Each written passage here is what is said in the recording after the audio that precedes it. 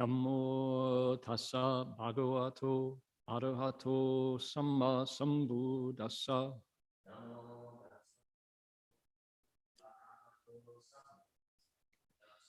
Homage to the blessed, noble, and perfectly enlightened one.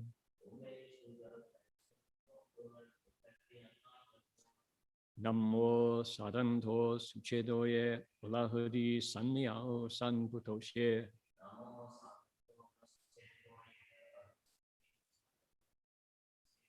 Wushang shen shen wei miao fa, bai qian wan jie nan zhao yu. Wo jin jian wen de shou chi, yuan jie ru lai zhen shi yi. Supreme and wondrous Dharma, subtle and profound, rarely is encountered, even in billions of eons. But now we see and hear it and accept it reverently. May we truly understand the Buddha's actual meaning. 师父上人，各位师兄，大家阿弥陀佛。Venerable Master, Dharma friends, 阿弥陀佛。Good to be here with you all again on a Sunday afternoon. Today is indeed here in Australia, May 9th, the 9th of May. It's Saturday night, the 8th of May in California. You can figure your time zone based on where you are. Welcome, glad you're here. We have a Vietnamese translation going, and we also have a translation into Mandarin going. So I'm so pleased that volunteers give their time and their energy to make this lecture go further. What we're doing is we're investigating together the Buddha's Flower Garland Sutra, the Avatamsaka Sutra, and looking into what this might mean to our lives today. And it's talking about the Bodhisattva path. We're particularly explaining a chapter called the 10 Stages chapter. And we're at the end. We're at the end of the end. We're at the verses section of the 10th stage. So there's only a few verses left. And for that reason, after we do the invocation, which we're going to do right away, I'm doing one verse at a time of the new text, and which is the reprise. You know, in Chinese they call it the chongsong, the repetitive verse, the verses, the refrain, you could almost say, where the Bodhisattva restates what he taught earlier only in verse form. So we're doing just a piece of that and then reviewing back to the text to get the highlights, so people have a sense of the continuity of the 10 stages and how the Bodhisattva develops. So that's what we're doing. And also today is Mother's Day. Mention that. All right. We need to find the top of the text where we have the title of the sutra, and we're going to chant it. It's a little bit of musical encouragement, musical support. We do it in Chinese. You're welcome to, if you can read the Hanzi, do that. If you can read the romanization, the spelling, ABCs, do that. If both of those are a challenge, then follow the English and put that in your heart. We're inviting the Buddhas and Bodhisattvas, Dharma protectors to come to our assembly and guide us along. Here we go.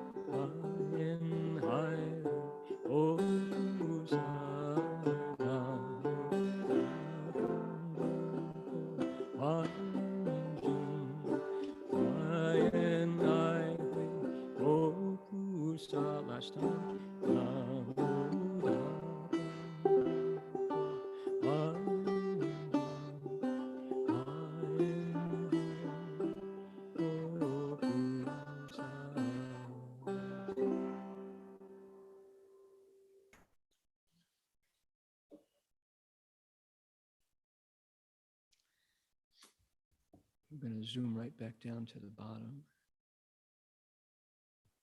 Here we are. Last page of this manuscript. We have a few more verses to go that will be on our next iteration here. But this is it for this piece of text. Okay. Last week we explained the sixth stage, the stage of manifestation, called the 现前地. So today we're on the seventh, and this is the text here, the one that begins with 智慧方便心广大. Okay, so we'll chant this. These verses are chanted. I'll give you a line and invite you to give it back. Here we go. 智慧方便心广大，智慧方便心广大，难行难伏难了知，难行难伏难了知，虽证即灭勤修习，虽证即灭勤修习，能去如空不动地，能去如空不动地。All right. With wisdom and expedient skill, his mind is vast in scope.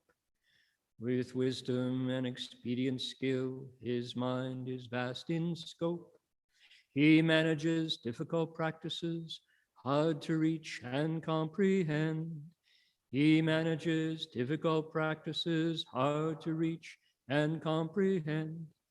Though he realizes nirvana, still he cultivates with diligence. Though he realizes nirvana, still he cultivates with diligence, and reaches the unmoving stage verging on emptiness, and reaches the unmoving stage verging on emptiness. All right. We have been tracking our Bodhisattva from her first thought of, I could get awake, I could get enlightened, I could become awake, I could have deep wisdom, called Bodhi resolve.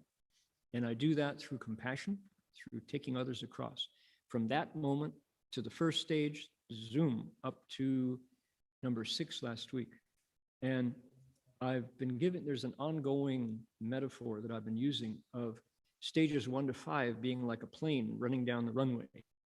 You know, you're getting faster and faster, and your tray table is in its proper upright locked condition, and your seatbelt is buckled, and you're kind of clutching the arms of your seat.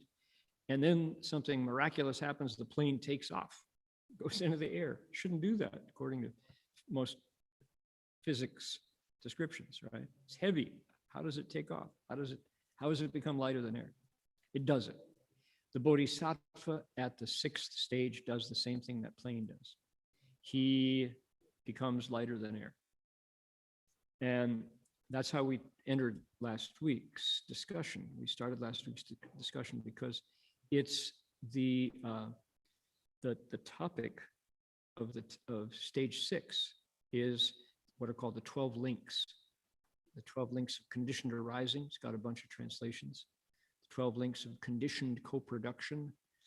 And what it amounts to for people who get scared by 12 of anything, and I was one of those, it's talking about creation.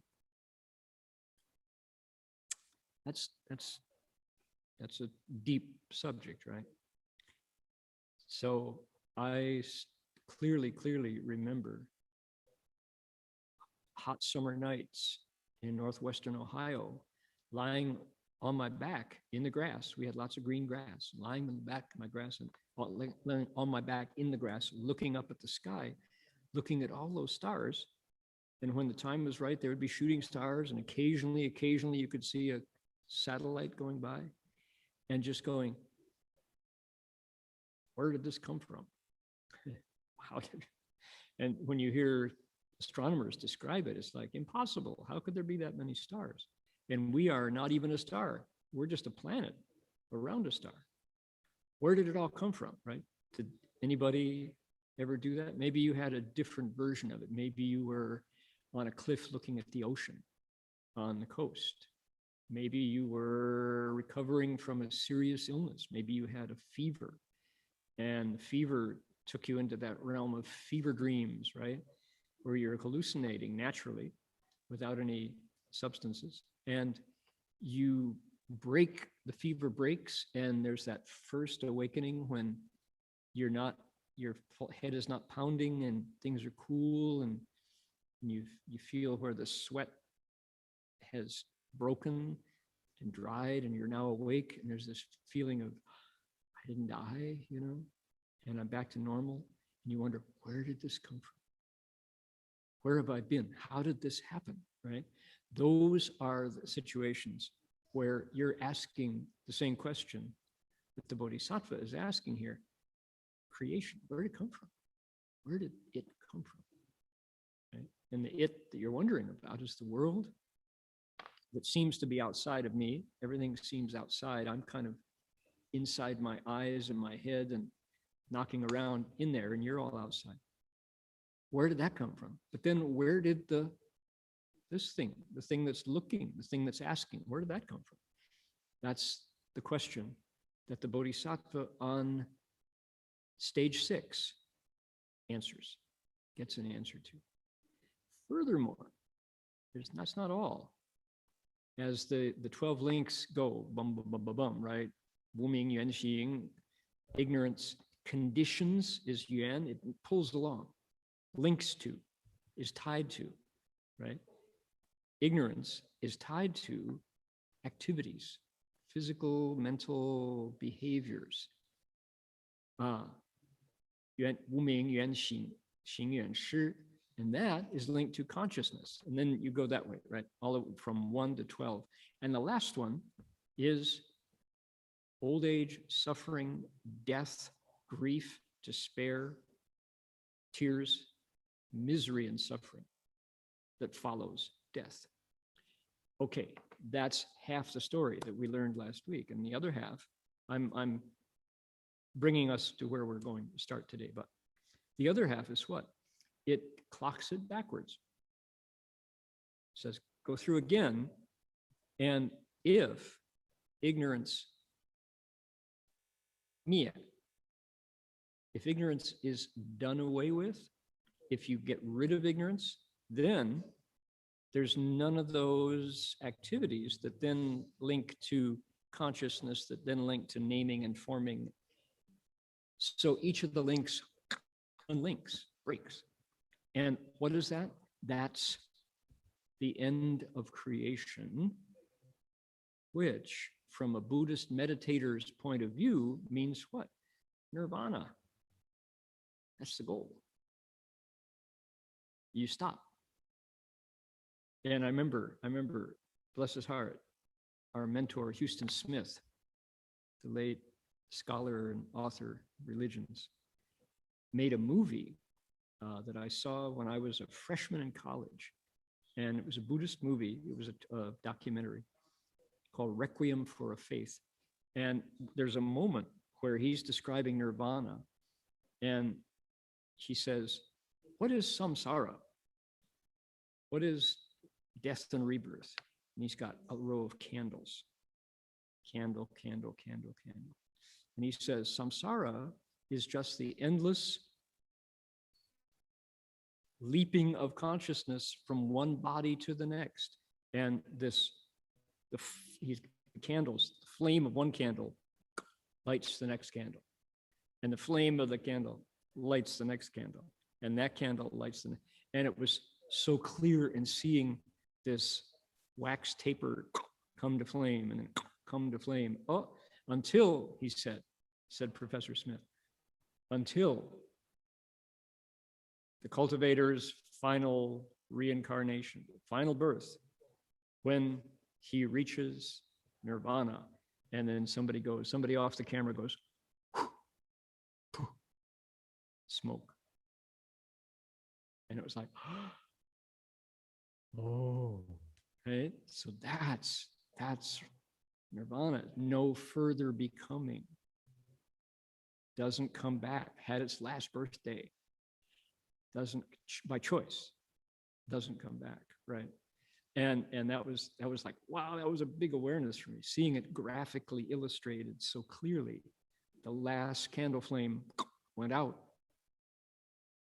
No further candles lit, right? So our bodhisattva on the sixth stage can do this now because why?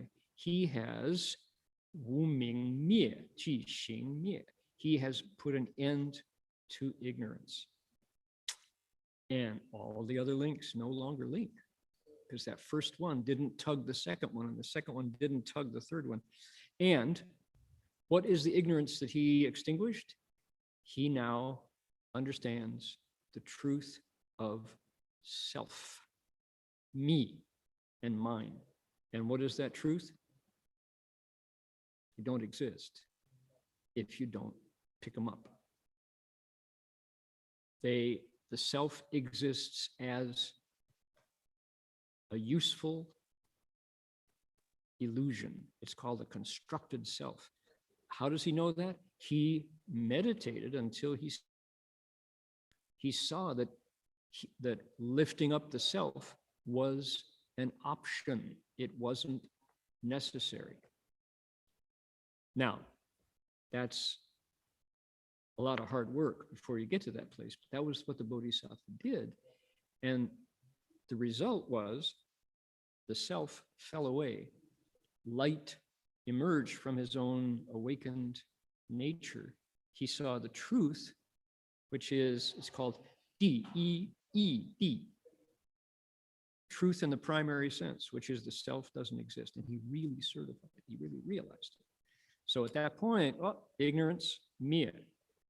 Qi xing mie, qi shi mie, right? Ignorance extinguished. Mie can be extinguished like a fire extinguisher. The candle flame really goes out. And then all the other links.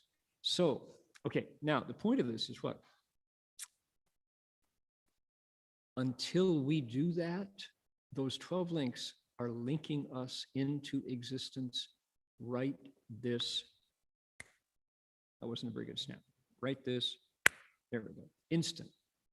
It's happening in each of us in thought after thought right this minute, right now. And that's why, as I mentioned last week, one of my professors a genuine mentor in my life, Professor Nakasone, said, it is the opinion of some Buddhists that the 12 links of conditioned arising, conditioned co-production, is the Buddha's most significant contribution to world religions. Why would he say that? When I first heard that, I thought, wait a minute, no way. Mahaprajna Paramita is the greatest, Well, what is the sixth stage? It's prajna. The plane takes off, right? At stage 6. That's prajna, wisdom. It's exactly what it is. I thought, well, there must be something else. What about Bodhi? Bodhi Nirvana. Well, this happens right here, So the more I looked into it, the more I thought, wow, Professor Nakasone has got something here, which is what? The 12 links is a creation story that no theistic religion can claim. What do theistic religions can claim? God, on day 1 to day 7, made it all. The creator deity is responsible. He's the builder, right? And Buddha said, no, actually not. Craving is the builder of this house, right? Once you stop your craving, you don't build that house anymore. Your ridgepole shatters, your rafters all fall down, your mind realizes the unborn, craving comes to an end. So that's like, wow. And who's doing it? Me, right this minute. My craving, grasping, clinging mind operating full scale, 100%, right this minute. So that's a very interesting thing for people who are interested in comparative religion. You have to be careful as you take this new awareness that you have into your class or into your interfaith dialogue. Catholic catechism, who made me? God made me, right? No, he didn't. Your mind made you, and it's making you in every successive thought. Blasphemy, heretic. Oh, be careful. You have to be careful as you make these truths, because why? Buddhists stand alone in saying these things. Now, there is a time that people say, people will get you in the airport and they'll say, you believe in God? And if you say no, you've pulled the basic piece out of the whole pyramid of Jenga sticks, and it all tumbles. So you say, lots of gods. Sure, Buddhist talks about gods. We believe in the mind, that as the mind is purified, a God is, can retire to Palm Springs or Cairns, maybe go out to Uluru. God is no longer, doesn't have all the heavy weights on his shoulders deciding what's right and what's wrong. Because why? We take that responsibility from God in our next successive thought. We are making the world we move through in thought after thought. It's our job, right? So just to say, if anybody is, that we're talking about the sixth stage and the power of that awareness that emerged only after I chewed on the sixth stage for weeks and weeks, trying to figure out what I could possibly say about the 12 links. They were so complex, so many of them, right? Just no, the Buddha's saying, we're making it and we can unmake it. Here's how. How does he know that? Why did the Buddha say that? Because his samadhi was deep enough. He sat still and watched his mind do it. You, I, we, if we sit still, we can watch our minds doing it. It's subtle, it's deep. What did last week say? Our text started out by saying, hold on here. It said, not that. It said, he knows things the world finds hard to know on the sixth stage. That was last week. The self is not there. That burden is gone. Being and non-being are a choice now. And how the unmoving Dharma nature adapts to conditions. That was stage 6. Okay, are we caught up? Do you get that? It's a creation story. It's Buddhism's creation story. And it involves you and me, as long as our 6 senses, our 5 skandhas are working, our 18 realms are working, we're pulling, we're linking it all along, all the way to death, sorrow, grief, misery. But at any moment, we can also unlink it. We can extinguish the ignorance that pulls us into being. So that's incredible. You talk about Jesus bringing the good news, that the 12 links seen this way are really good news, that we have the power to wake up, and here's the mechanism. It's like the Buddha puts the remote in your hand, right? Here, press that button if you want to get on 12 Links TV channel. So very powerful. Okay, what happens next? Oh man, take a look. What happens next? With wisdom and expedient skills, his mind is vast in scope. He manages difficult practices, hard to teach and comprehend. Although he realizes nirvana, still he cultivates with diligence and reaches the unmoving stage, verging on emptiness. So that last line is 8, right? So we're only concerned with the top 3. Okay, take a look here.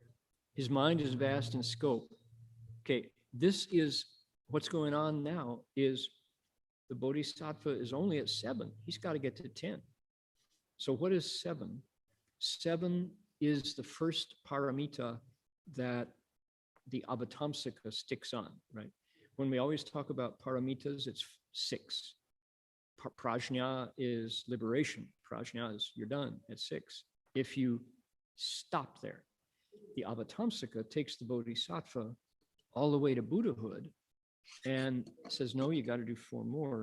This one is called Upāya, and Upāya is expedience.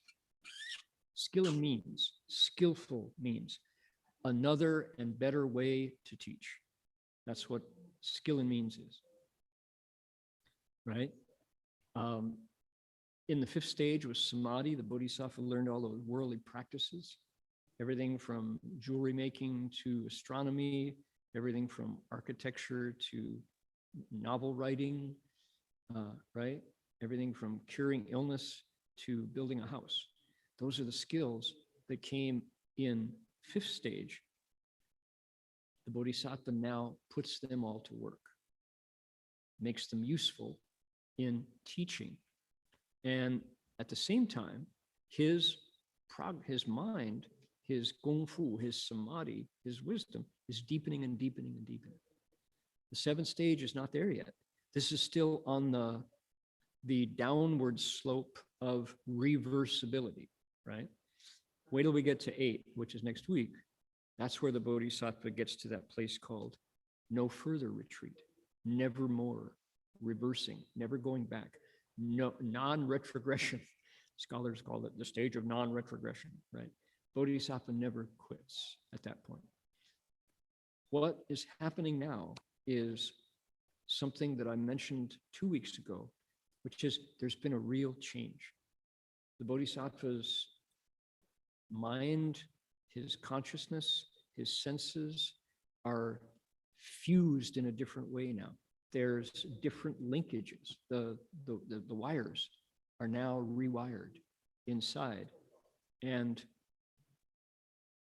there is we're going to get to this point today. There's something that happens now that comes to its real fruition in the 8th stage, but it's right between the 7th and 8th. The Bodhisattva gets to this thing called Wugong Yongheng, which is known as effortless practices. Effortless practice. So how does that happen? It's the meditation that he or she is doing now is really transforming. There are physiological, psychosomatic changes. If a doctor were to, if you had the appropriate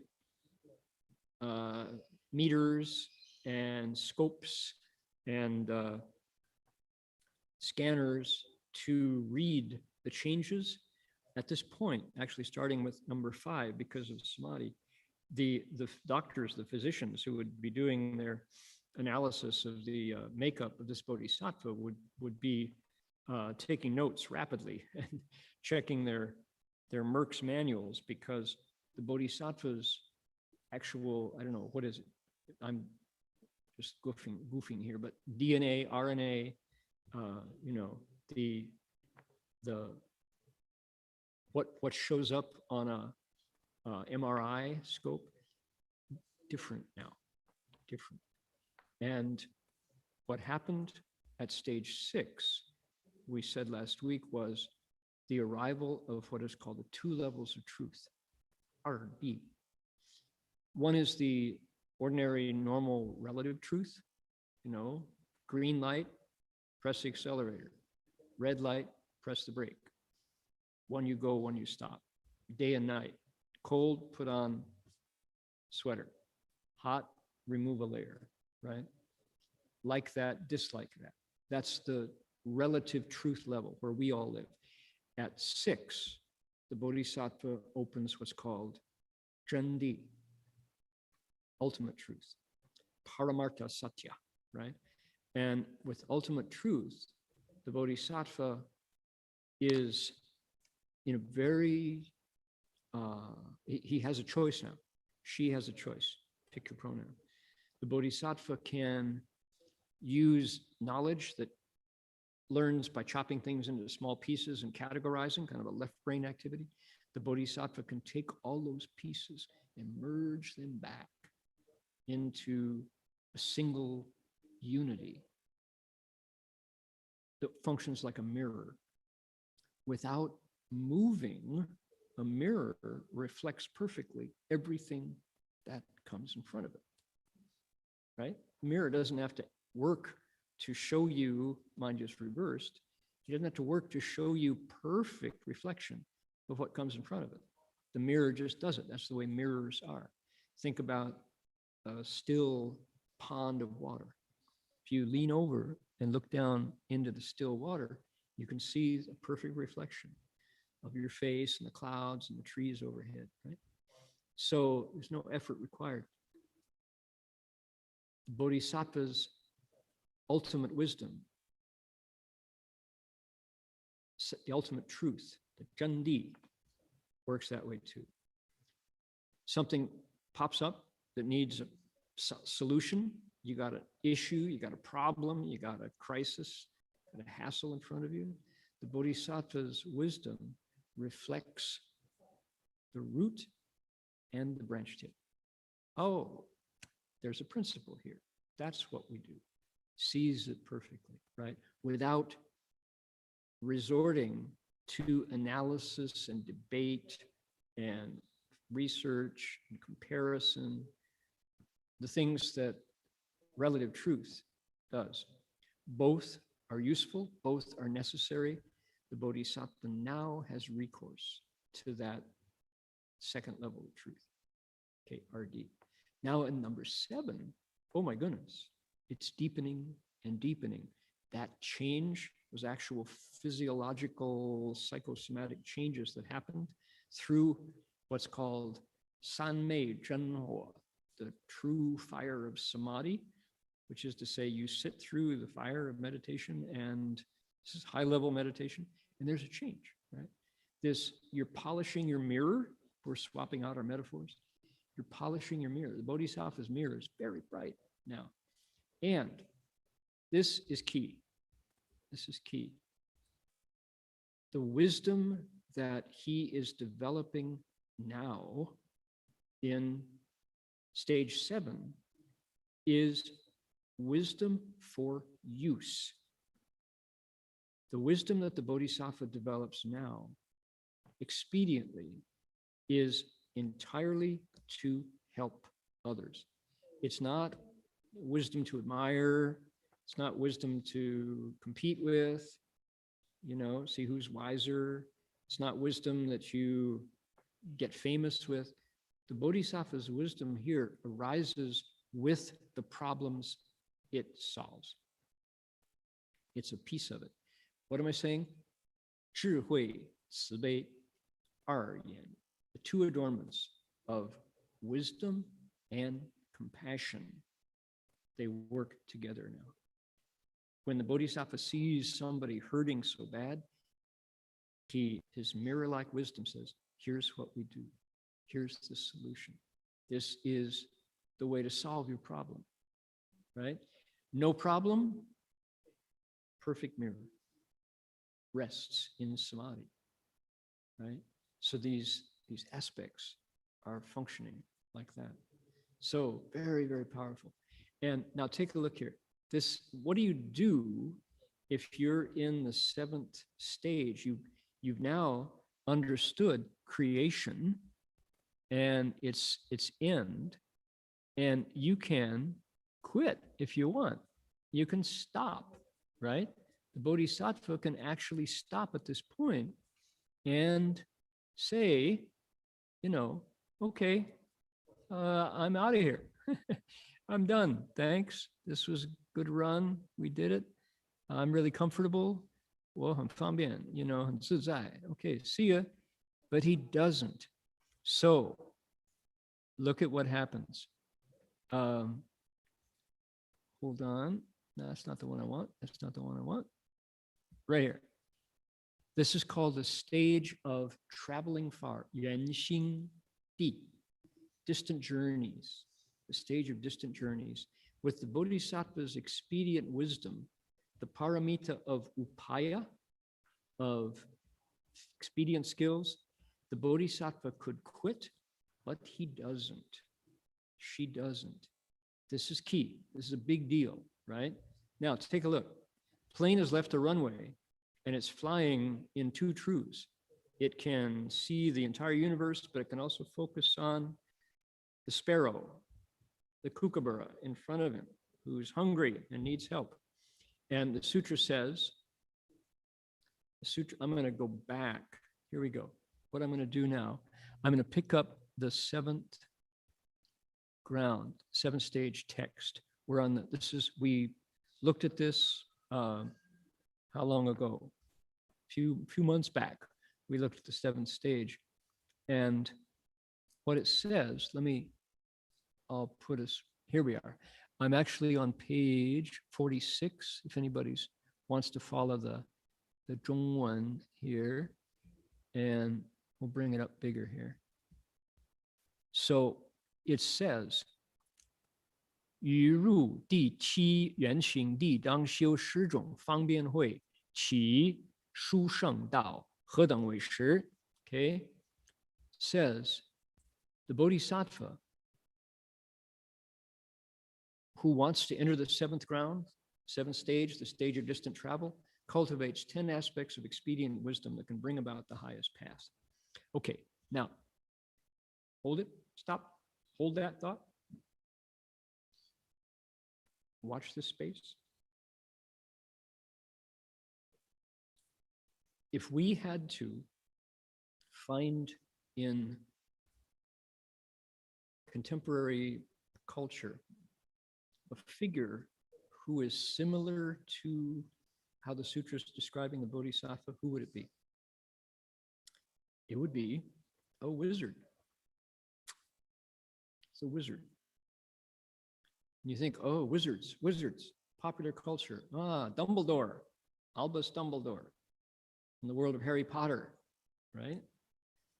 J.K. Rowling's extremely popular Harry Potter series.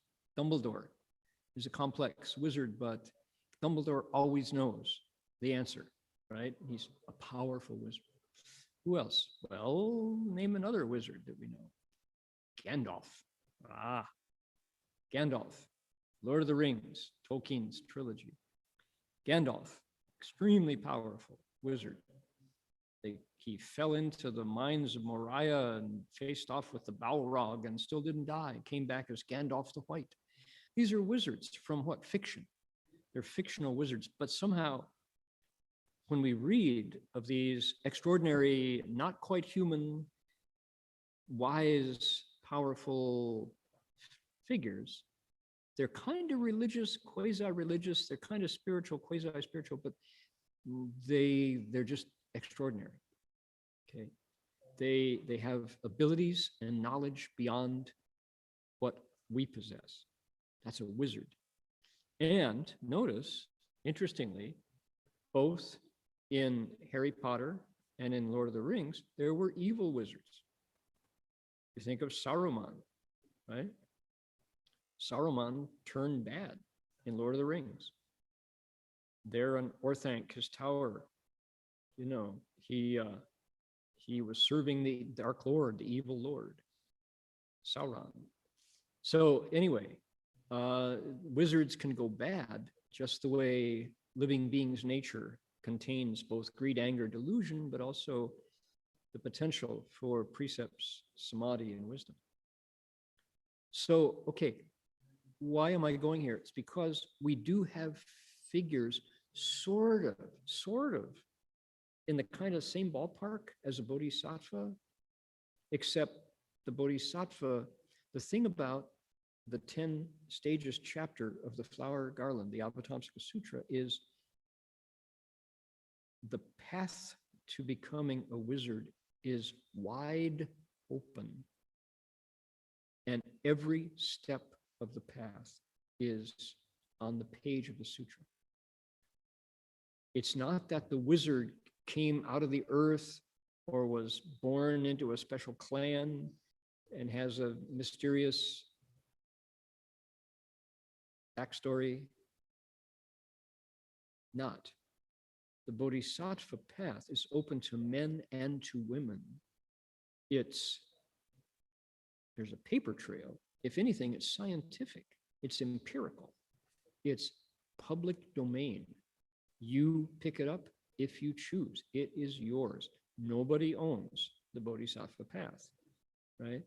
So right away, the wizards of fiction, even though they're, you know, established in our popular culture, who was another wizard? Well, if you look at the Arthurian legends, King Arthur, who was it? Merlin. Merlin was a wizard in my own Anglo-Saxon sort of background. We have heard in, you know, the tales of King Arthur, Merlin, again, powerful, knew more than the ordinary person, mysterious, right? So these figures are deeply entrenched. And yet, by comparison, look at what the bodhisattva, how the bodhisattva arises. Key, and this was all prelude to what I want to share with you next. This is a piece at the very beginning of the 7th stage text portion that our verse today reminds us of.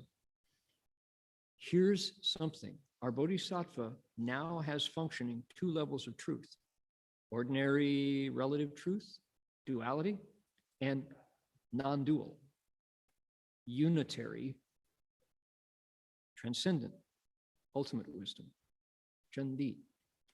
What does he do with that? What's that like? So in other words, let me say it one more time to give you the drama here.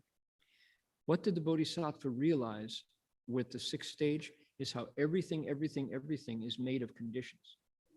One thing pulls the next into being. Everything arises together, linked on, right? Here's a Kleenex tissue. Is it a Kleenex brand? No, it's not. It's a generic tissue, okay? This was a tree. You could analyze this back in a chem lab and tell you exactly what it's made of until you light a match under it. And before your eyes, this vanishes into smoke and ash. And it transforms. It's no longer. The conditions to make it transform happened right there, right? So everything in the world, the bodhisattva now realizes, goes back to Kong, to emptiness, until another set of conditions pull it along. He discovered experienced emptiness. All right, right in the middle of emptiness, where he could just say, good, I'm done. What did he see? Suffering. He saw living beings hurting bad. He said, oh, I can't quit. I can't quit. I got to stick around. I'm not done, because I understand the people to whom I am family, with whom I am family, aren't at that state yet. And when suffering comes, they hurt. And I hurt too, just like them. It doesn't hurt less. It's that I understand ultimately that hurt and the being experiencing the hurt both do not exist.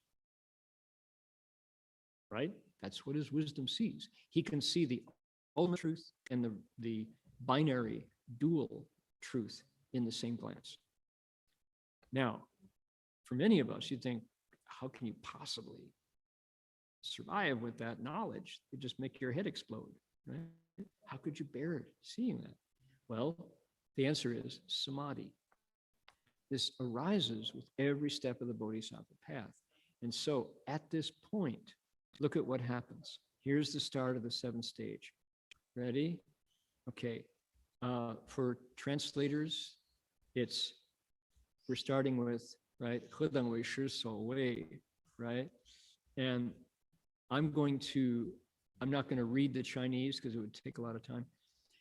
What do we have? We have 10 sentences that are like this. 随 are, 随 are, 随 are. What is it? Although, nonetheless. Although, nonetheless. Ready? Although he is good at cultivating the samadhi of emptiness, marklessness, and wishlessness, still, because of kindness and compassion, he doesn't abandon living beings. Look at that.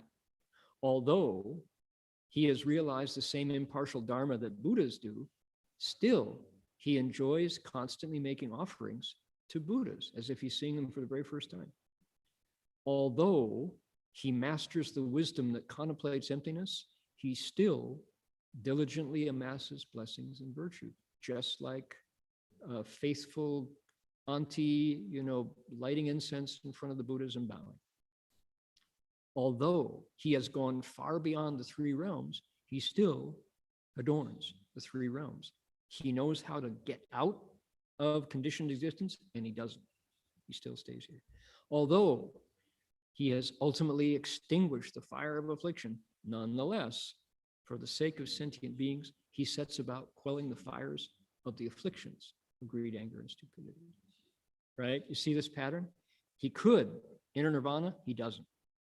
Although he knows that all dharmas are like an illusion, like a dream, like a shadow, like an echo, like a mirage, like a transformation, like the moon and water, like reflections in a mirror, and in their own nature are not dual, nonetheless, he accords with beings' thoughts as they create the many kinds of karma. Okay, look at that. What a beautiful paragraph, right?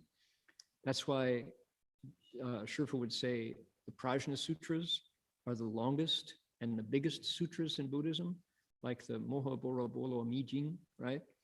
The Mahaprajna Paramita Sutra. Although they're the longest, they're not the biggest. Why? The Avatamsaka in this paragraph carries the entire Prajna Dharma. Where do we see this kind of talk before? At the end of the Diamond Sutra. 金刚经最后, right? 一切有为法如梦幻泡影如露亦如电应作如是观, right? That's exactly here. So the Avatamsaka, although it's not as big as those, it contains all their dharmas. Here it is, right there. Even though he sees that all things in the world are like illusions. They're like a dream. You wake up and it's gone. Nonetheless, he still follows living beings and patiently waits us out. Patiently waits for us to wake up, thought by thought. Okay? Although he knows that lands, countries themselves are just like empty space, nonetheless, he uses pure and wondrous practices to continue to create those empty lands. Although he knows that the nature of Buddha's Dharma body doesn't exist at all, nonetheless, he adorns his body with the hallmarks and characteristics, right? You get this duality, this amazing dual quality of the Bodhisattva's compassion, right? Although he knows the sound of Buddha's voices is by nature empty, tranquil, and inexpressible, nonetheless, he accords with every sentient being and brings forth various clear, pure vocal sounds. One more, last one. Although he accords with the Buddhas in understanding the three periods of time are only a single thought, nonetheless, he accords with the discriminations and understandings in the minds of sentient beings and uses various qualities, times, and numbers of eons to cultivate practices. There you go. So look at that. The Bodhisattva knows enough to save himself now, but here is where he says, I escaped the burning house. I'm putting on my unburnable coat and I'm going back in. I'm putting on my fireman's jacket and boots and gloves and hat and I'm going back in. Right back into the burning house. This is where this happens on 7. Right? It's really clear. So I really like this pattern, which is although that's the ultimate truth phase, Bodhisattva can completely master creation and destruction, and he just watches it like a drama happening on a diorama here in his hand, right, or in his phone. He's just watching a YouTube video on his phone of worlds coming into being and going away, and he goes, yeah, and I'm going back. Relative truth is where I have to work. In a sentence, why? His work's not done. His vows are not complete. He still has to manage his vows. Okay, that's what's happening here in the 7th stage. And Mother's Day, right? We're in Mother's Day. And I was thinking, my poor mother, bless her heart, she lived to age 90, peacefully, happily, passed on. And, I thought, here, I actually can share here. Here we go. Here is my mother and her husband, my dad. They had just married. My dad came back from Europe, where he was serving in the Army Air Corps. He's got his wings here, and that's my mom. They're in Scottsbluff, Nebraska, just married. So, okay, so she raised her son to be a good, upstanding Methodist man. And when I told her that I was going to become a Buddhist bhikshu, she was not happy. Oh, goodness, really, really not happy. Because she had no idea what that was.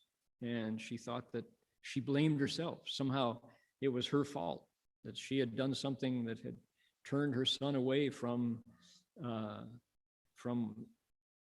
God, the flag, motherhood, and apple pie, And so she tried her best to get me to change my mind. And my father had already passed away at that point. And I don't know if my dad had still been alive. I wonder if I would have had a harder time leaving home. But left home. And she denied it for a long time, and didn't her friends would say, oh, poor Debbie, Christopher just he went to California. That's what happened. It was he went to that place called Berkeley, the People's Republic of Berkeley, and just stepped off the planet.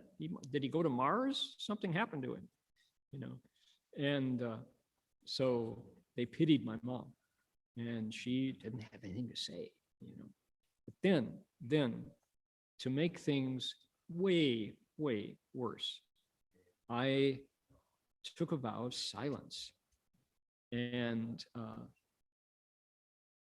went on the highway, bowing under the wheels of cars along the Pacific Coast Highway.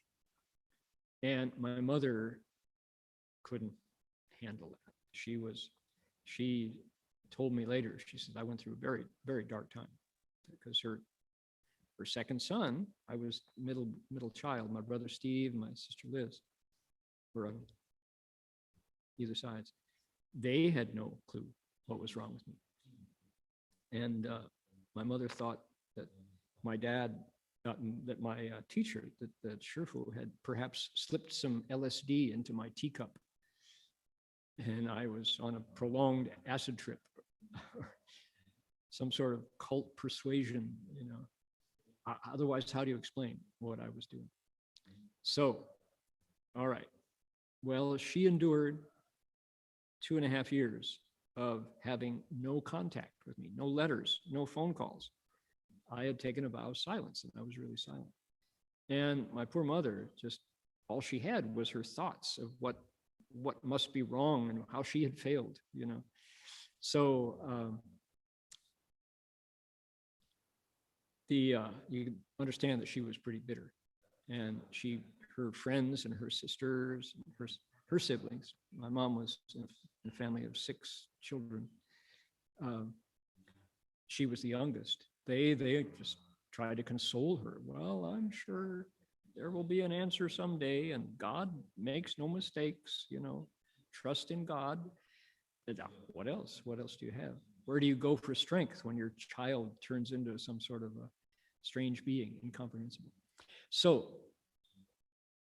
my dad, I said it twice, my dad, my teacher, Shifu, had Marty call my mother and let her know that the pilgrimage was coming to an end. She got the word that Hung Shi and Hung Chao were just days from City of 10,000 Buddhas, that the end of the pilgrimage was in sight. And so she got on an airplane and bought her ticket and was flying out to California. So the night Marty and I reached City of 10,000 Buddhas, Bhikshu Hung Chao and I got the word that a laywoman, Mrs. Fang Guowu, had gone down to San Francisco International Airport to pick up my mother. This was all happening without me because I wasn't communicating. I was still in my silence. And Hung Chao and I talked, and we talked with Shifu. And I said, Shifu, could I continue my silence vow? And he said, 可以, 最好. Keep your silence vow if you choose, but this is your choice. He said, I didn't tell you to do so. 你清楚吗? Yes, sir. 清楚. My choice. I want to keep my silence vow. All right. So the sun set on this night, and Shifu called. He sent somebody over to our Plymouth, to our station wagon, where we were living inside the gate, City of 10,000 Buddhas, and said, come on over to the office. So we got our robes and brushed the dirt off our hands, washed our face, came over, and I was sitting in the still not yet dedicated main office of CTTB. CTTB had not yet had our main, our Kaiguang, our inauguration, grand opening. Sitting on the sofa there, and there's my mother. She looks at me, and I go two and a half out of my mother, indicating I'm not going to talk. And her face falls through the floor and she starts to cry. Because it was very cruel. She thought finally she'd get an answer. What happened to her son? And I'm like, can't talk. Master Hua, his golf cart pulls up outside and he, I won't say hurries in, but he comes in. He looks at me and he looks at my mother and he takes her by the hand and sits her down on the couch, on the sofa there in the main office, and rubs her hand, rubs the back of her hand, and starts to talk to her in more English than I'd ever heard Shifu speak. He looks at me and he says, "Nimen chu xiu ba." You go rest, he said. And I'm like, okay, sure. My mother sitting next to my teacher, and she's crying, and Shifu's going, "No crying, no crying. You come with me," he said. And he takes my mother by the hand and they get into his golf cart and disappear into the darkness. I'm like, there's my teacher and my mother. And so we go sleep. And it's like, what in the world? No translator, no, she's never seen a Chinese Buddhist monk in her entire life, right? And she probably hasn't spoken to that many Chinese people, although my Chinese language teacher, Mr. Peng Shicheng, was a frequent guest at our house. So she wasn't entirely uncomfortable with Chinese men, but this is someone she'd never met. And it's Master Hua, right? So I'm like, oh my God, what is going on? So the next morning, it's breakfast time for ordinary folks. And so I hurried over to the main dining room, thinking maybe I can get my mother, make sure she's got some breakfast. And as I come in the main dining room, this is the Zaitan that we've only used once, this one time, was for the grand opening. We never used it again. So here's my mother eating breakfast. And I come in and she stands up and walks right over to me. And she says, "Don't talk." "Don't talk," she says. She said, "Come." She sits down at the breakfast table and I'm sitting down beside her. And my eyes at this point are like this. And she says, "I think I understand why you follow your teacher." She said, "He has a lot of wisdom." She said, it's clearly a word that was not in her vocabulary. "He has a lot of wisdom," she said. And I noticed my mother was wearing recitation beads around her wrist. She's wearing nianzhu wrapped around her wrist. And she said, "He gave me these, and I'm not quite sure what I'm supposed to do with them, but that was so nice of him." She said, "Do you know what he said to me?" And I'm like, "What did he say?" I don't know what he said. She said, "Although I think he thinks his English is better than it actually is, but I understood him. I understood what he was saying." She said, "He said to me, 'You think I took your son, but in fact, you took my disciple. Your son has followed me for life after life. You,' he said to me, he said, 'you should learn how to cultivate.'" And I'm like, oh. If I was a Catholic, I would have gone, "Ami tofu," at that. She said, "That's very interesting." She said, "And he gave me these. And I think I need to know what to do with these. I'm very interested. He's very kind," she said. And I'm like, because I can see that whatever Shifu did, the expedient skill that he used in reflecting my mother's state, the state, the grief and the bitterness of a mother who thinks her son, who she had, graduated university, master's degree, and had his whole life ahead of him, became a Buddhist bhikshu. She truly thought that I might have walked off the planet, But instead, in that conversation that happened in the golf cart that night after the sun had set, right? Shifu completely turned my mother around, and she recognized that he had wisdom and actually had something for her. She, in whatever he had said to her, had opened up her interest in learning what he could teach. I thought that is skillful means. Right? So to finish the encounter, right? Shifu told me that I didn't talk for another 3.5 years, but I wrote letters every now and then, and on his instruction. And then at one point, I was in Calgary and began to talk. And of course, first couple phone calls I made were to my mother and my sibling, my brother Steve and my sister Liz. And I promised myself that I would only speak Dharma. I would only, no frivolous talk, because I was afraid I might go back into my old bad habits of false speech, because my name was true and real. So the first couple phone calls were very stiff. But after a while, I realized that my mother was happy to just hear my voice, but she actually wanted to hear, more, wanted to know about my life and what I was doing. So I kind of loosened up and realized that speaking Dharma didn't only have to be quotes from the sutra, right? So I started speaking more, and every week I made a phone call back to Toledo, and my mother would say, "Well, hello, Hong Shi," she would say.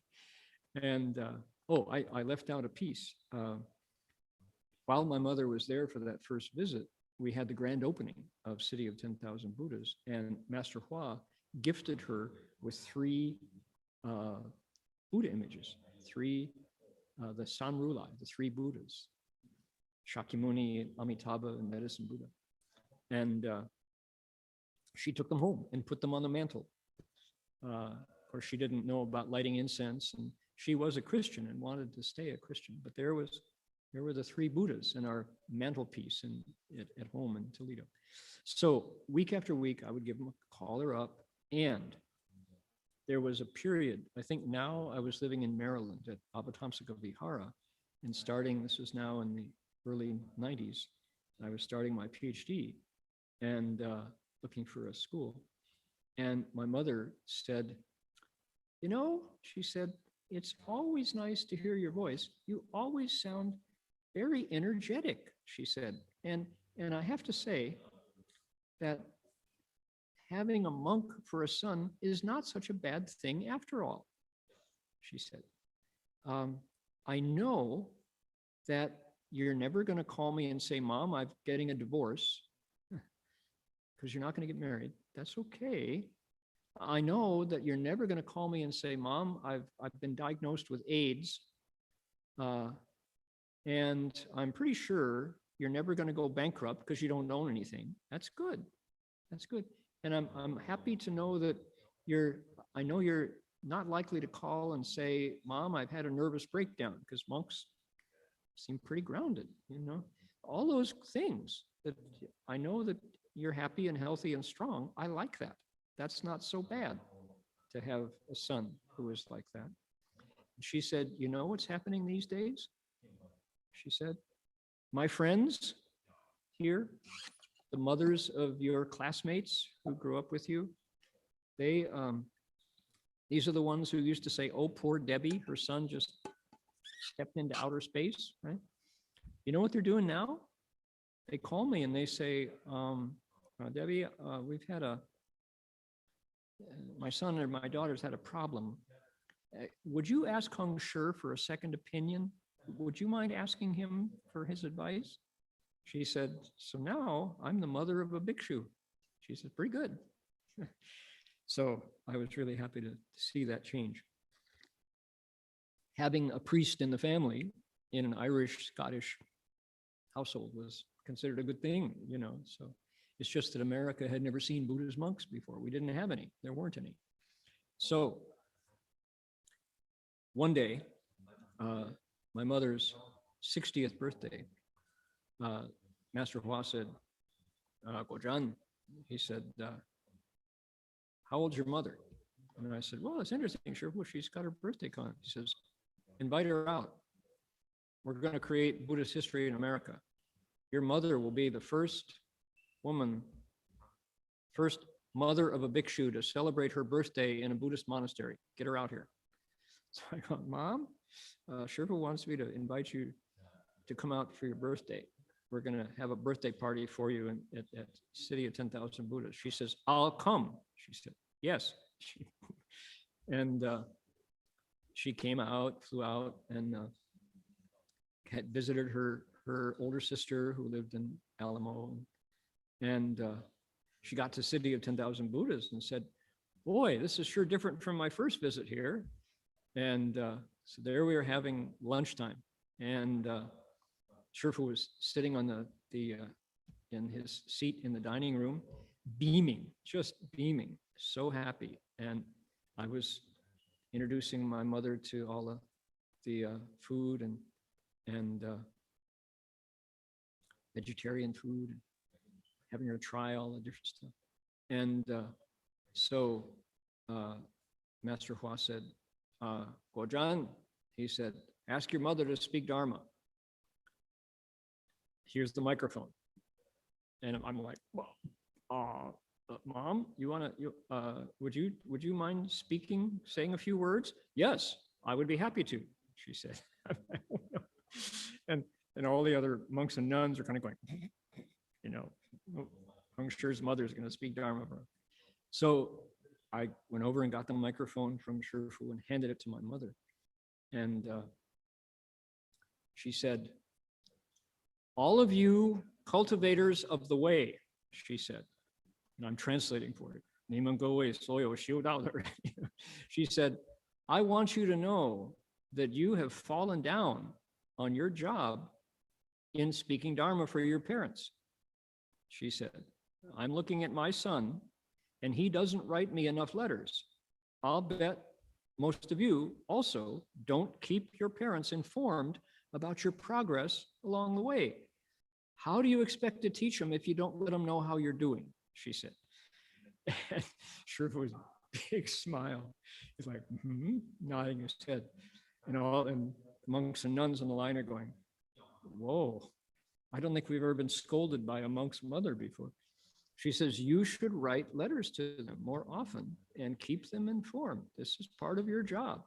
She said, I think if we're going to be following up on your teachers, she said, the most important thing that happened to my son was that he could have gone into all sorts of bad roads back in the 60s, graduating from university, and he could have gone to Vietnam and died in the war, and he could have gone angry and been a protester, or he could have lost himself, and he didn't do any of those things because he met your teacher and his teachings.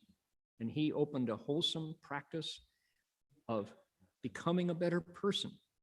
That's the most important gift that he gave us. And you all should share that with your parents, he said, and handed me the microphone. So my mother got an extra piece of birthday cake, and Shifu called me over to his seat and said, he said, I think your mother has deeper good roots with me than you do, he said. 你的母亲善根，她的缘分跟我比你更深了，你知道吗? He said, and I'm like, I didn't know that, sure, but no, I didn't know.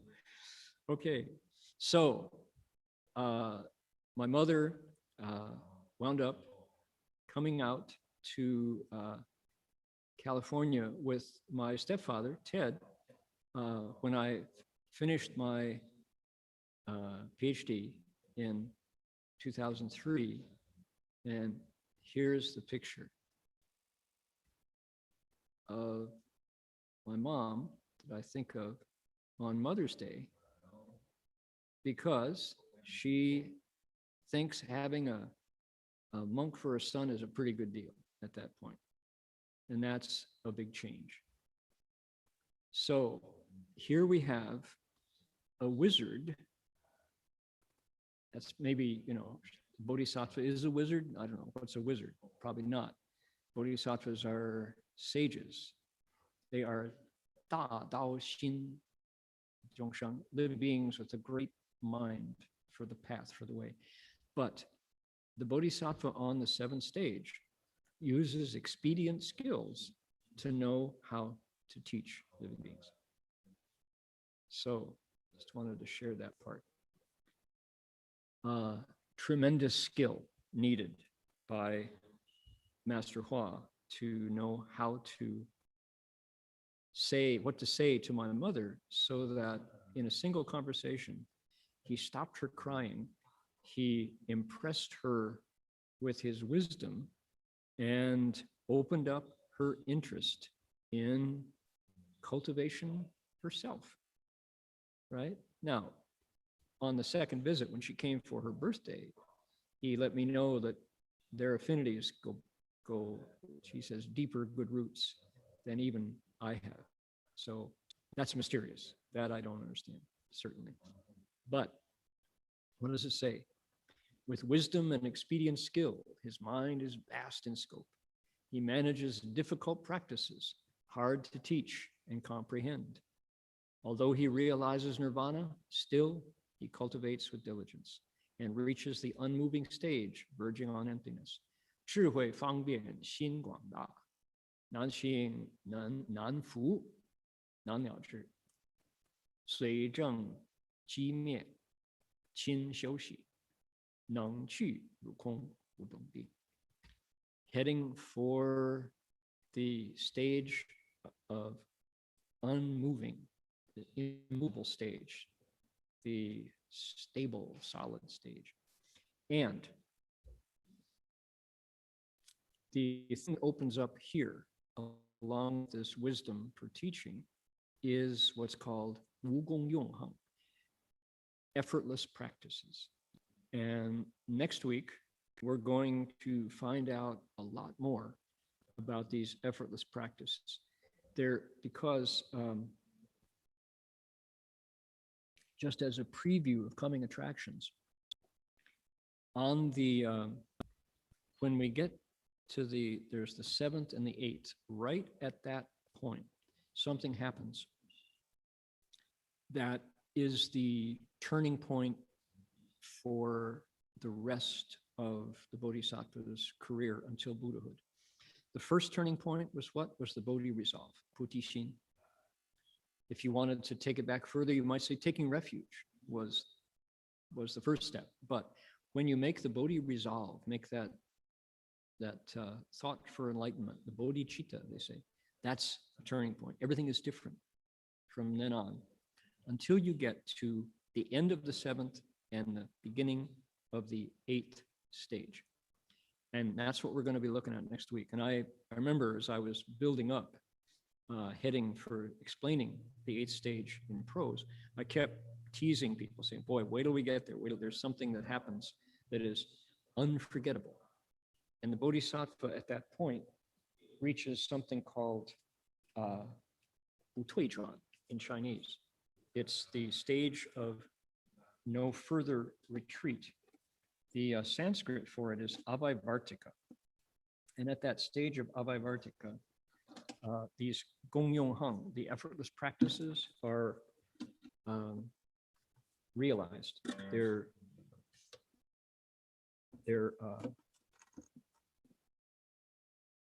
the change that happens to the Bodhisattva's body and mind at that point is profound. And that mirror-like wisdom that I was describing now functions in a whole different way.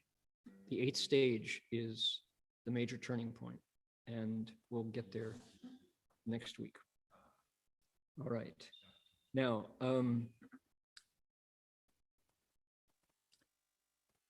my mother, this being Mother's Day, happy Mother's Day to all you moms out there. My mother had a favorite song, and she actually asked for this song to be sung at her funeral. It's the song that she wanted everybody to remember her by. And originally it was called His Eye is on the Sparrow.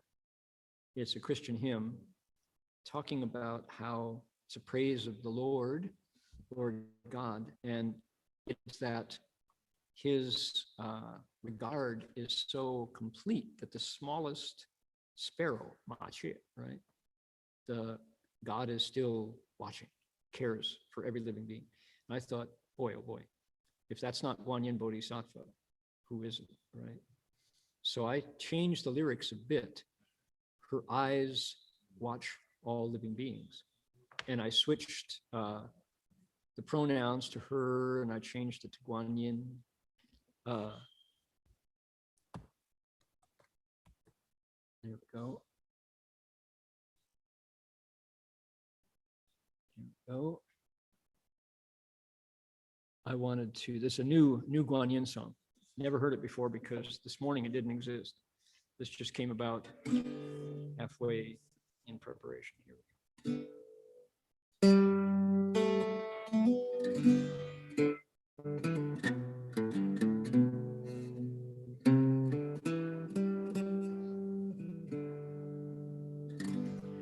Why should I feel discouraged?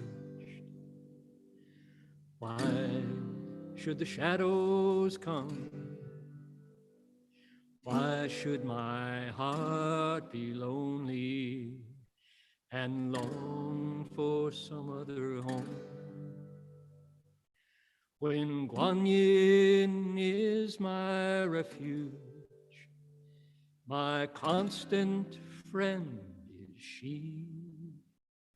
Her eyes watch all living beings, and I know she watches me.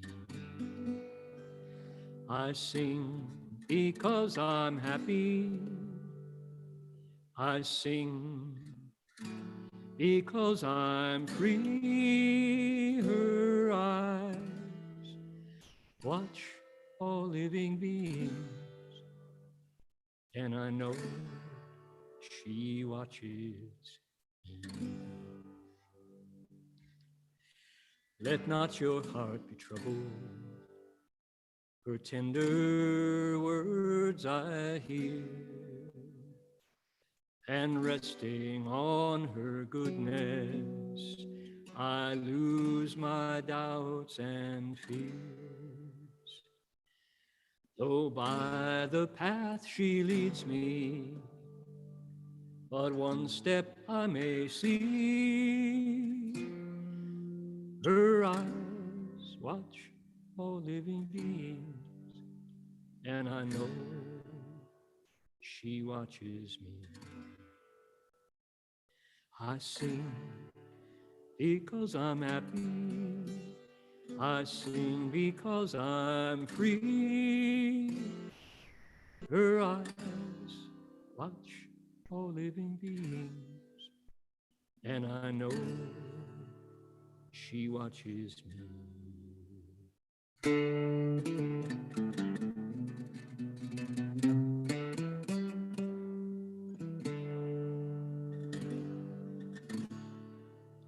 Whenever I am tempted, whenever clouds arise, when songs give way to sighing, when hope within me dies, I draw the closer to her. From care she sets me free. Her eyes watch all living beings, and I know she watches me.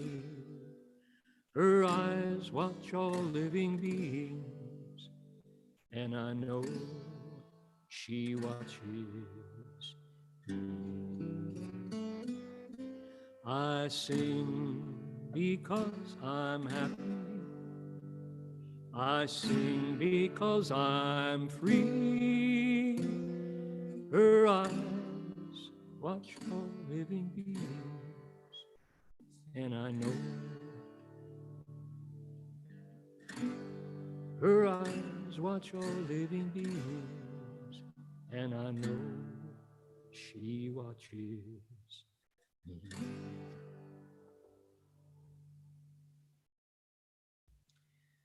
So that's for moms on Mother's Day.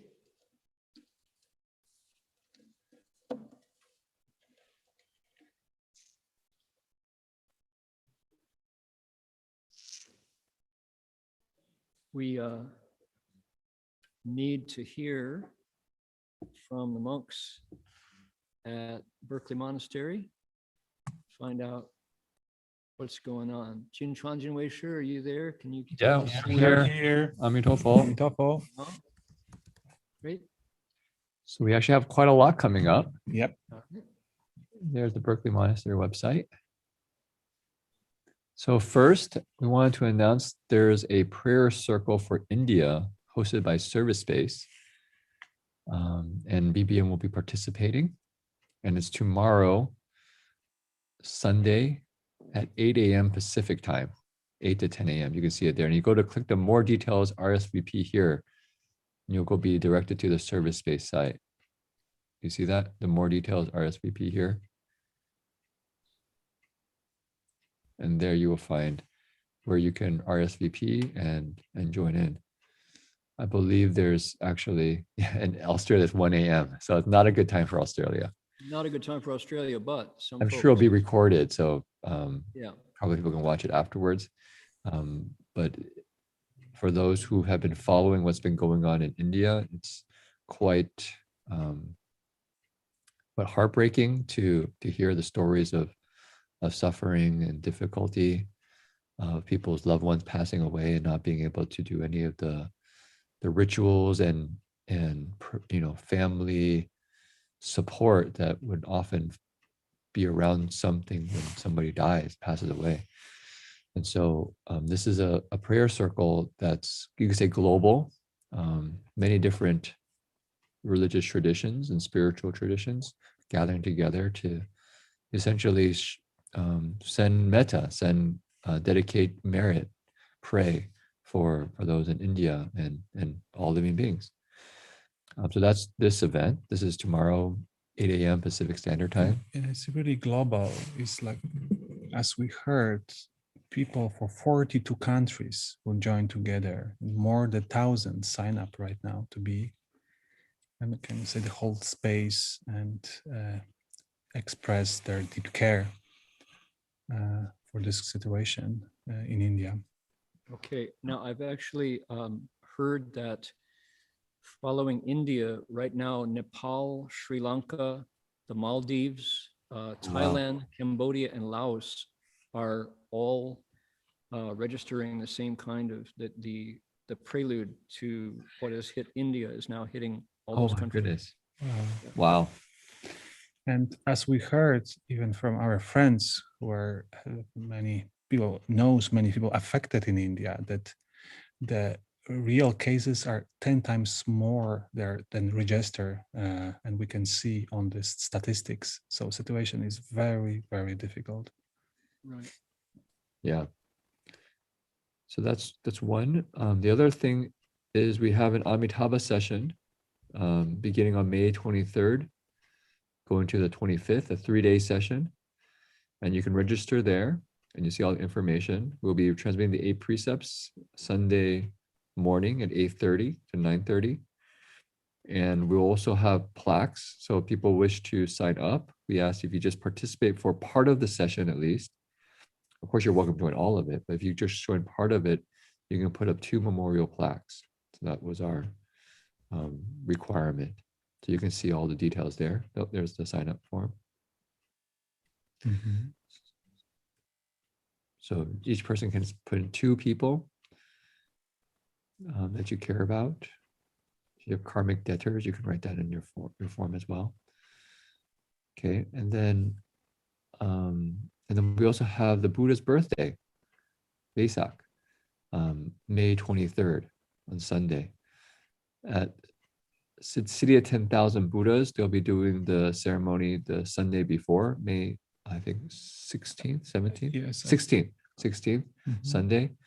And so we'll be doing it 1 week after, May 23rd, in the same format we did last year when the pandemic had just started. So it'll be online. There's 2 links that you can go on, the Dharma Realm Live or the BBM online link. But one thing we did, which actually worked out quite well, which was unexpected. It was a great surprise. But people registered, and we actually recited everybody's names during the ceremony simultaneously. And we got feedback. We heard our name. We heard our name. We realized that people are tuned into their own names. So although you hear 3 or 4 names going at the same time, you hear people say your name. And it actually has a kind of meditative, almost like a mantra effect to it. And we will also keep people's names on our Buddha hall, in our Buddha hall for 49 days as well. And so people can feel as part of the daily practices here at the monastery. We do, ceremonies throughout the day and broadcast it around the world. So these are our 3, I would say, upcoming events that if people are really interested in joining, please join in. Friday and what else happening? This coming Friday, as a continuation of this prayer circle, we'll also offer a special practice of 3 steps, 1 bow for India this coming Friday. Yeah, it's a kind of follow-up event. Right. So people are interested. It'll be happening at our regular 3 steps, 1 a little bit earlier at 7:15, and we'll introduce a little bit about what's going on in India, how we can practice 3 steps, 1 bow with the intention of dedicating the merit to those suffering from the pandemic. And if it's moving on to these other countries in Southeast Asia, I think we would open our intentions to include all those who are. You really hear the stories. I won't go into now because it's a little bit too much to share, but it's like, wow, the level of human suffering and difficulty is really painful to hear. And these people that we know, because it's our friends in service space especially, have many connections to India, and to really hear their stories is like quite moving. But at the same time, we're hearing a lot of very heroic and very uplifting stories, people who respond to these difficult conditions with kindness and compassion. And some of those stories you can find at karunavirus.org. Yeah. And some of those people actually who we can read the stories will appear tomorrow in the call and kind of share, their experience, how to be there and keep these difficulties with this open heart and deeply serve those who need it. Yep. We can also mention that the City of 10,000 Buddhas Repentance, the wonderful Baochan, is happening. And here's a link on our BBM website. Yeah. So that's still ongoing. Just think this might be the last week pretty soon. It'll be finishing very soon. Okay. All right. Thank you for the news. Appreciate that. Give people a chance to join in and right from your home. Notice that our events are both on YouTube and Zoom.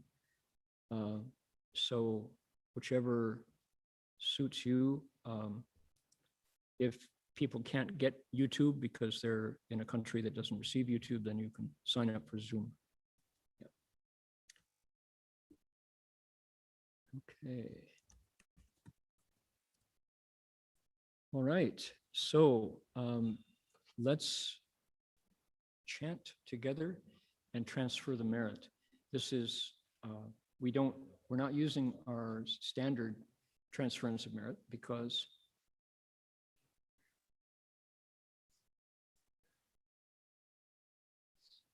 so here, how do we get there? Go to gcdr.org. We have some news here from GCDR.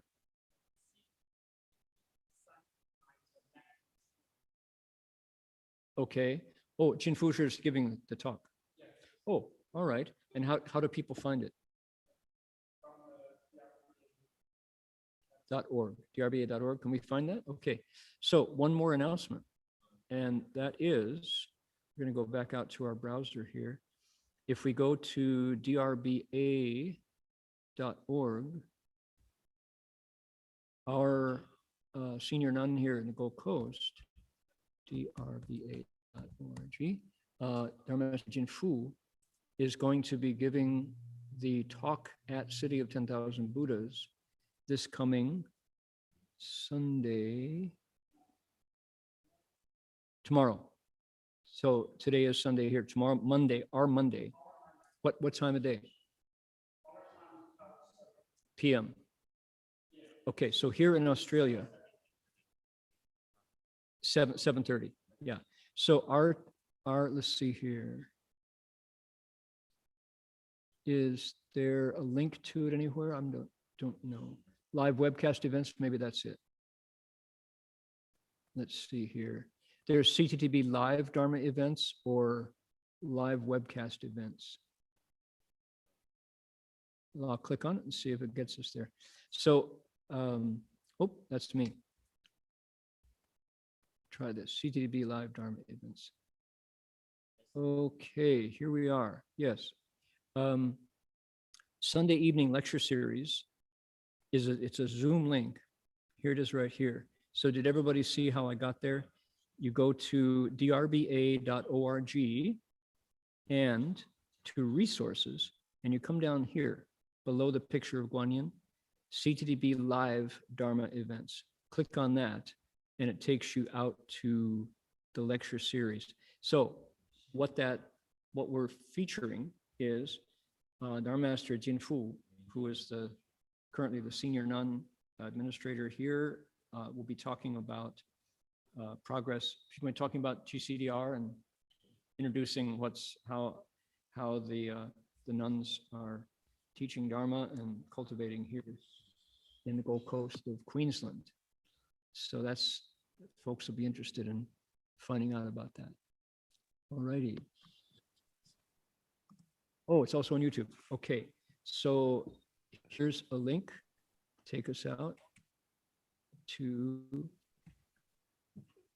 Yeah, Dharma Master, if they just go to CTTB live on YouTube, they'll find that event featured on the front page. Let's do that. CTTB live on YouTube. That'll be the easiest. And type in, we'll go to YouTube. Now this is if you can get to YouTube. CTTB live. CTTB live. Yep. Click that, and right here. No, you got to go to the actual channel. If you click on the actual channel. Okay, click on the channel. Yeah. Live. There it is.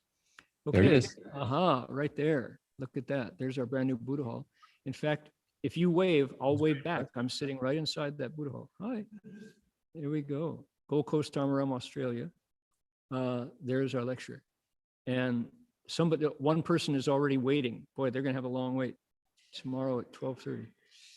That's encouraging. That's really sincere, isn't it? Okay, Chan Monastery in a serene forest. That's it, indeed. So everybody follow, go to YouTube. When you get to YouTube, go to CTTB Live and click on it, and it takes you to that link. That will be Sunday night in California, 7:30 p.m., 12:30 p.m. afternoon here tomorrow, Monday. Excellent. Okay, appreciate all the voices helping us get that word out. 150 friends on YouTube at the moment. 66 on the Chinese channel. Outstanding. Okay, here's our Medicine Buddha transference. This is the Buddha's own sound for curing illness. Perfect way to transfer merit during a time of pandemic, right? So make that wish, send it out, send out the goodness wherever you would like it to go.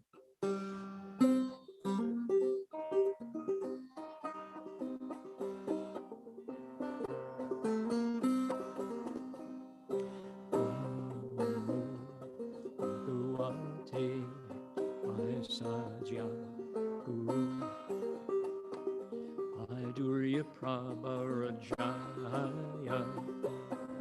Tathagata Arahate Samyak Sambuddhaya Tadyata Om Paisaji Paisaji Paisaja Samukate Swaha Namo Bhagavate Paisaja Guru Kavarajaya Tathagata Arahate Samyak Sambuddhaya Tadyata Om Paisaji Paisaji Paisaja Samukate Swaha Bhagavate Paisaja Guru Aidurya Pravarajaya Tathagata Arahate Samyak Sambuddhaya Tadyata Om Paisaji Paisaji Paisaja Samukate Swaha.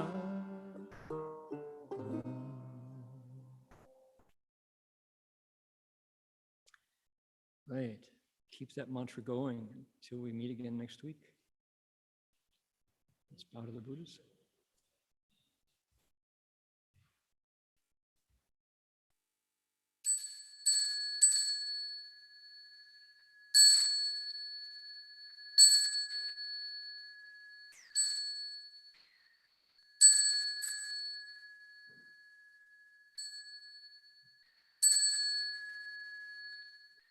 Bow in respect to the Venerable Master.